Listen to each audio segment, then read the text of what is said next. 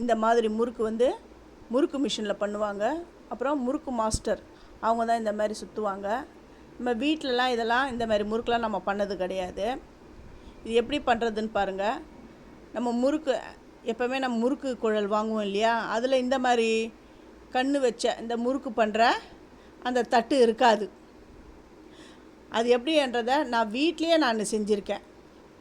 இந்த வேஸ்ட்டு அந்த plastic box இருக்குது பாருங்கள், அதில் தான் நான் பண்ணியிருக்கேன். இதில் தான் நான் வந்து முறுக்கு பண்ண போகிறேன்.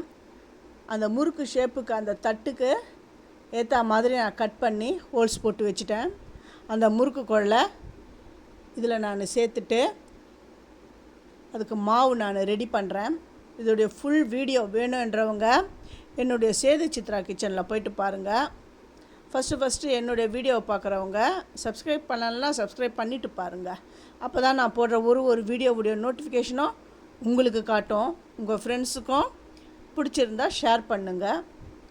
இந்த குட்டி குட்டியாக அந்த மினி முறுக்கு, அதுவும் இதை வந்து ஜாங்கிரி முறுக்கு அப்படின்னு சொல்லுவாங்க. நார்மல் முறுக்கவுடைய இது வந்து இன்னும் கிறிஸ்பாக ரொம்ப நல்லாயிருக்கும்.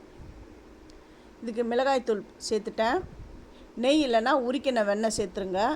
அது ரெண்டுமே வேணான்றவங்க எண்ணெய் கூட நல்லா சூடான எண்ணெயை கூட இதை சேர்த்து நல்லா பிசைஞ்சிட்டு, இது வந்து கொஞ்சம் தளர்த்தியாக இருக்கணும். தளர்த்தியான கூழ் மாதிரிலாம் பண்ணிடாதீங்க. இந்த கை முறுக்கு பண்ணுவோமே அந்த மாதிரி அந்த மாவு தளர்த்தியாக இருந்தாலுமே போதும்.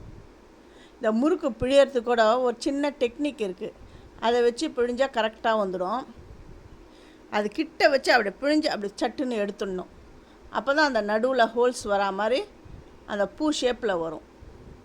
இந்த மாவு இதில் சேர்த்துட்டேன். இப்போ பாருங்கள், இதை நான் பிழிஞ்சு உங்களுக்கு காட்டுறேன். இது நீங்கள் உங்கள் வீட்டில் ட்ரை பண்ணுங்கள். இது யார் வேணாலும் ட்ரை பண்ணலாம், ரொம்ப கஷ்டமே கிடையாது. பாருங்கள், பூ மாதிரி இதை வந்துடுது பாருங்கள். இது நடுவில் ஹோல்ஸ் இருக்கும். இன்னொன்றும் நான் செஞ்சு உங்களுக்கு காட்டுறேன். இந்த கவுண்டர் டாப்லாம் நல்லா க்ளீன் பண்ணி தான் வச்சுருக்கேன். அதனால தான் கீழே சிந்தின மாவெல்லாம் எடுத்து நான் அந்த இதில் போட்டேன். பாருங்க, இந்த மாதிரி சுற்றி எடுக்கணும். ரொம்ப சுற்றக்கூட, லைட்டாக ஒரு 2 சுற்று சுற்றிட்டு அப்படி எடுத்துடணும். அவ்வளோதான். ஜாங்கிரி முறுக்கு ரெடி.